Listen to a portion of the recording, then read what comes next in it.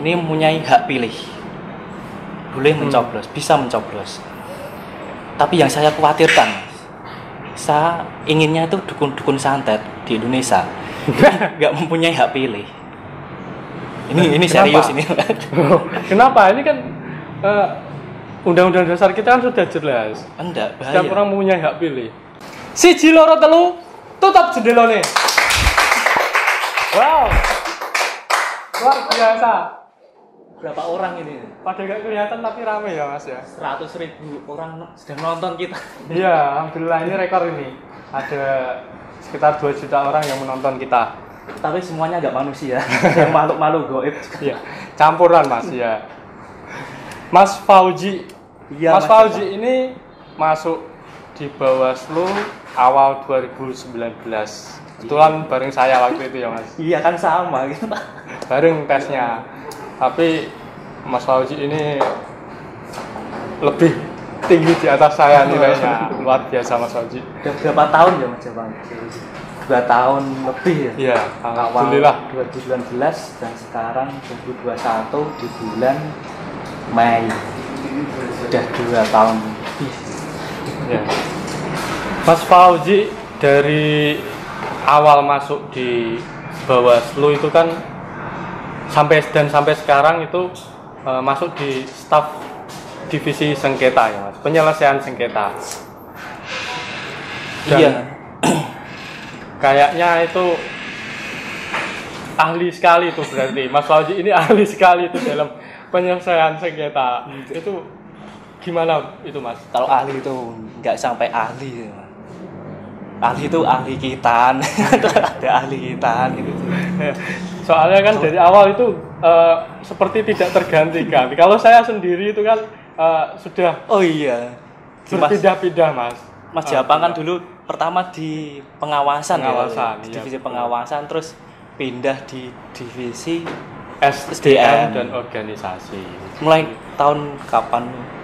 Itu setelah pemilu selesai, itu saya dipindahkan ke divisi SDM dan organisasi untuk membantu Bukordiv. Kalau saya itu kan dari awal dan sampai sekarang masuk di Bawaslu nggak pernah pindah. Iya. Di staf divisi penyelesaian sengketa terus itu. Iya, berarti itu kan sudah terbukti kalau Mas Fauji ini ahlinya ahli dalam penyelesaian sengketa. Kalau saya kan mungkin ini Mas, belum ahli. Manusia itu kan terlahir dari tanah liat ya. Mungkin saya ini terlahir dari tanah sengketa. Jadi dari awal sampai akhir gak pindah-pindah dari divisi sengketa. Lahirnya di tanah sengketa. Tapi kalau dibilang ahli enggak Mas, dibilang ahli pun enggak lebih ahli. Saya banyak belajar dari Bapak Ibu Kordiv gitu kan, masalah mekanisme penyelesaian sengketa, tata cara. Saya masuk awal di sini di staf divisi penyelesaian sengketa pun belum paham apa-apa. Penyelesaian sengketa tuh pemohonnya siapa, termohonnya siapa, terus mekanisme penyelesaiannya gimana, itu ya mulai nol saya belajar di Bawaslu gitu. Tapi alhamdulillah di Bawaslu Bapak Ibu Kordiv itu mau mendidik. Selain jadi pimpinan di kantor itu juga dia melakukan edukasi ke staf-staf masing-masing gitu ya. Peningkatan kapasitas staf SDM sendiri ya Mas? Iya. SDM di Bawaslu Kabupaten Kudus ini. Kalau kita berbicara tentang sengketa dalam konsep keadilan pemilu, kita bahas tentang konsep keadilan dulu Mas. Kalau konsep keadilan sendiri itu kan sangat luas sekali ya Mas. Tapi kalau dalam pemilu itu konsep keadilan itu seperti apa Mas? Apakah ada batasan-batasan tentang konsep keadilan dalam pemilu ini Mas Fauji? Iya. Bicara masalah keadilan memang berat ya Mas Japang ya. Bicara saja berat itu, apalagi kita melakukan tindakan keadilan. Iya. Adil itu sangat susah ya, sangat berat. Tapi dalam konsep keadilan pemilu secara normatif kita tarik dan kita bahas, keadilan pemilu ini sudah ada peraturannya sendiri terkait penyelesaian sengketa, mekanisme penanganan pelanggaran. Ini tujuannya itu untuk memenuhi rasa keadilan bagi peserta pemilu atau dari masyarakat sendiri. Jadi ketika ada pelanggaran pemilu itu kan menyalahi peraturan. Ada sengketa ini kan juga terjadi suatu hal yang disengketakan. Berarti ada yang merasa tidak adil di sana. Tidak adil di situ, dan ada mekanisme untuk menyelesaikannya. Di penanganan pelanggaran itu kan ada, kalau hukum pidana kan masuk ke sentra gakumdu penyelesaiannya, dan proses penyelesaian sengketa ketika ada sengketa Bawaslu sendiri yang menyelesaikannya sampai memutus gitu. Jadi secara normatif untuk memenuhi rasa keadilan pemilu itu sudah ada peraturannya di Undang-Undang 7 tahun 2017, juga di peraturan Bawaslu dan peraturan KPU. Ini sengketanya maksudnya sengketa proses ya, Mas? Bukan sengketa hasil ya. Jadi kalau sengketa proses itu yang menangani langsung dari Bawaslu sendiri ya. Betul. Kalau sengketa proses itu Bawaslu. Iya. Dari penerimaan permohonan, pemeriksaan, sidang sampai ke putusan itu Bawaslu ya. Tapi kalau sengketa hasil pemilu misalnya hasil kan suara terbanyak, perolehan suara itu kan sengketanya bukan di Bawaslu, tapi di Mahkamah Konstitusi. Langsung mengajukannya itu langsung ke Mahkamah Konstitusi ya.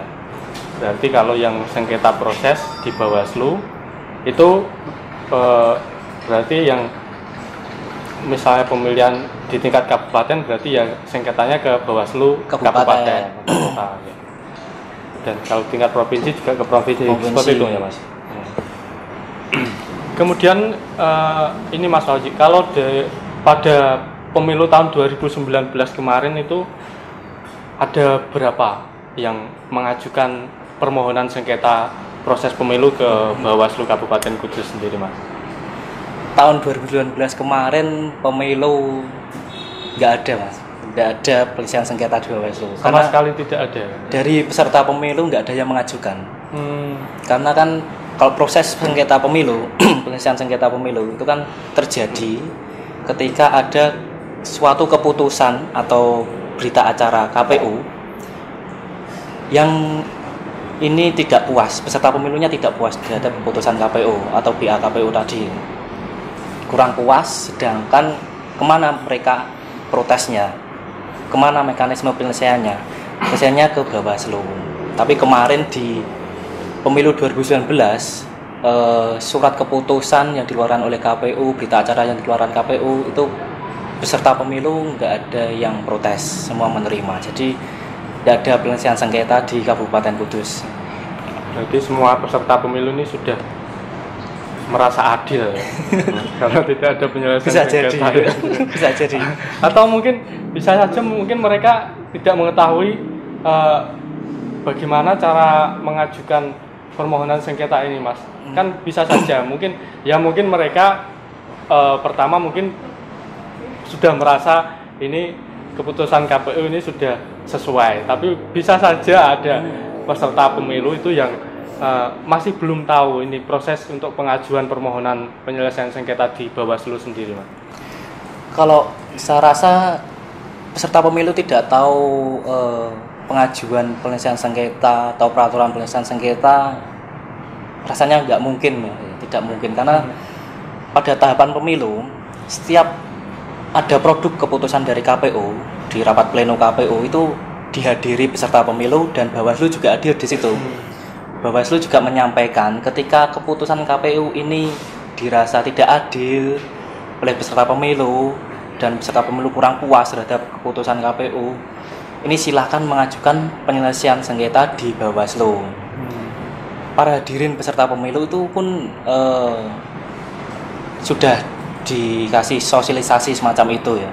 Jadi ketika ada keputusan yang tidak puas, segera mengajukan ke Bawaslu. Jangan dengan jangka waktu 3 hari kerja ya. Tapi selama 3 hari kerja sejak keputusan KPU dikeluarkan. Tapi selama tahapan 2019, partai politik ataupun para caleg itu nggak ada yang mengajukan. Jadi kalau mungkin ya itu sudah cukup adil keputusan KPU. Yang kedua bukan tidak tahu partai politik, tapi mungkin yang hadir pada waktu itu putusan dari partai politik itu mungkin tidak menyampaikan ke internal partainya.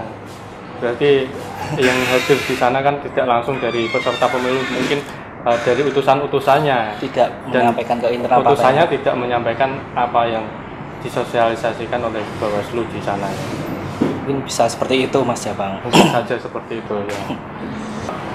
Kalau menurut Mas Fauzi ini indikator-indikator dalam keadilan pemilu itu seperti apa Mas? Apa saja indikatornya?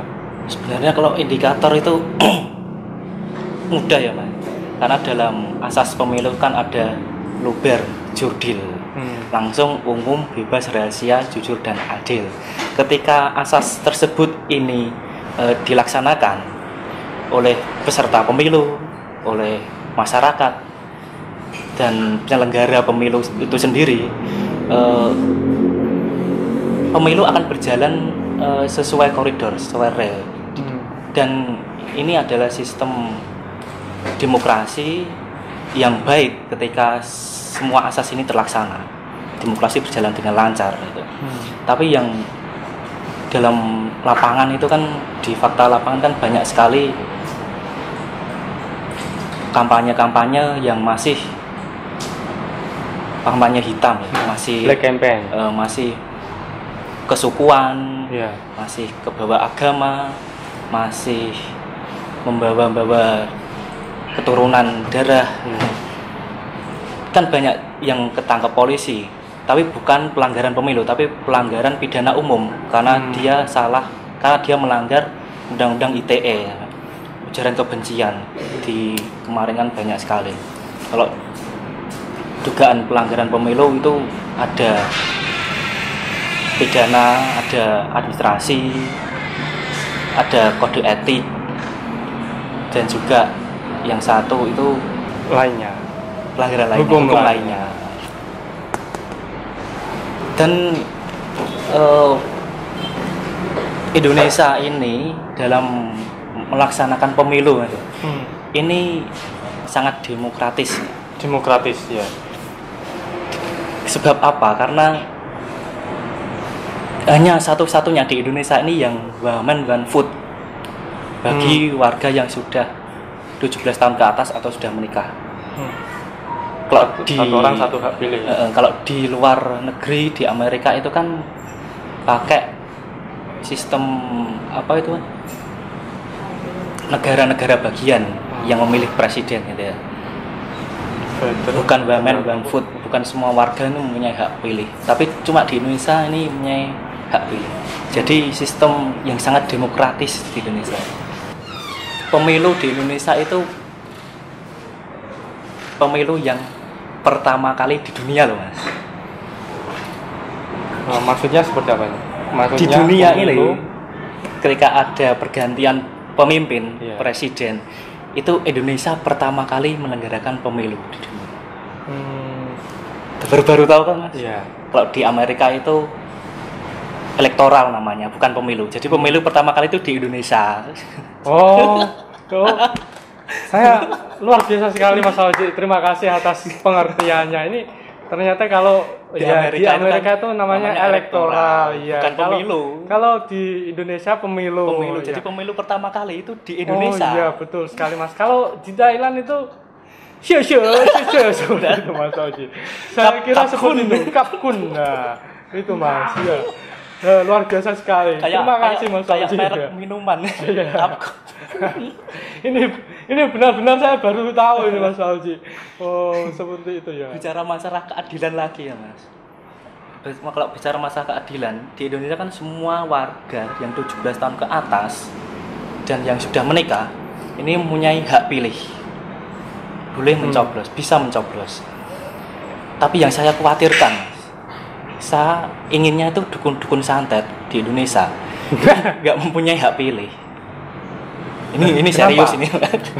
Kenapa? Ini kan Undang-Undang dasar kita kan sudah jelas. Enggak, Setiap bahaya. orang mempunyai hak pilih. untuk dipilih dan memilih. Bayangkan saja Mas, ketika dukun santet ini mempunyai hak pilih, dia masuk bilik dan mencoblos foto calon presiden. Gimana kondisinya? Gak ada yang ini kan, gak ada yang tahu gimana kondisinya capres nanti ya. Ketika dia mencoblos fotonya. Oh, gitu ya Mas. Ini sangat khawatir bagi saya ini kalau dukun santet ini punya hak Ini pilih. berarti fotonya calegnya ini untuk bahan ya Mas. Iya, saya untuk bahan khawatir prakteknya dukun Pak dukun ini ya. Jadi kalau boleh usul ya. Ini maksudnya nanti pelanggaran apa Mas kalau di pemilu Mas? Kalau tiba-tiba Wah, calegnya sulit. mengalami hal-hal yang di luar nalar kita.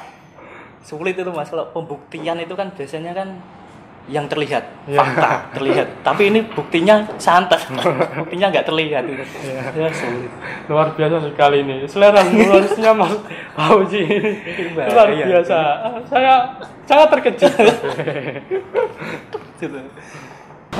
Kemudian ini Mas Fauzi, untuk penegakan keadilan pemilu sendiri, keadilan pemilu sendiri ini kan dibutuhkan peran dari berbagai elemen, tidak hanya dari penyelenggara pemilu maupun peserta pemilu, tapi juga dari masyarakat juga ini berperan sekali untuk dalam penegakan keadilan pemilu ini sendiri.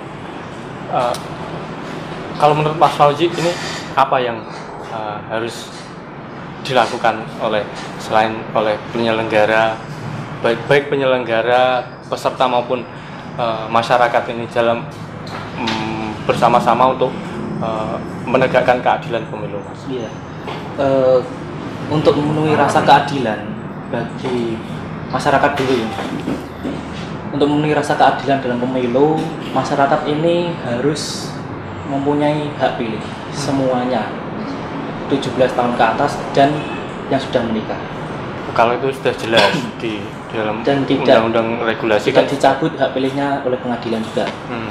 Jadi tidak ada yang namanya warga itu nggak mempunyai hak pilih lagi. Terus untuk peserta pemilu dirasa untuk memenuhi rasa keadilan, peserta pemilu ini mempunyai hak yang sama. Jadi penyelenggara ini kan untuk memenuhi rasa keadilan kan juga harus profesional, harus netral, Ya.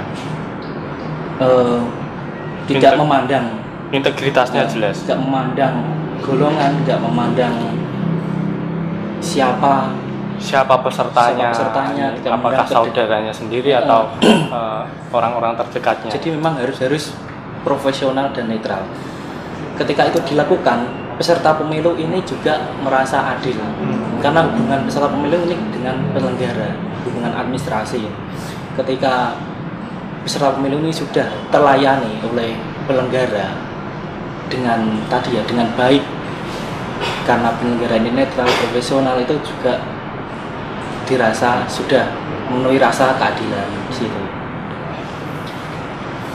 Jadi pada intinya ini bersama-sama untuk mewujudkan asas-asas pemilu yang tadi luber dan jurdil. Ya. Jadi untuk suksesnya pemilu itu bukan hanya suksesnya penyelenggara saja, tapi suksesnya pemilu ini kan dijalankan oleh semua warga yang negara. terlibat. Baik masyarakat, baik penyelenggara, buat peserta pemilu. Ketika dia mematuhi peraturan yang ada, maka demokrasi ini akan berjalan dengan baik dan keadilan akan bisa ditegakkan di situ. Bicara masalah hukum dan keadilan itu, sebenarnya hukum dan keadilan ini kan dua sisi mata uang yang tidak bisa dipisahkan, harusnya gitu. Tapi dalam praktek-prakteknya kan banyak sekali masyarakat yang ini tidak puas dengan penegakan hukum yang terjadi. Dan ini kan terjadi kan banyak teori-teori hukum yang ini merujuk untuk melangkah ke proses keadilan. Ada teori hukum normatif seperti teori Hans Kelsen.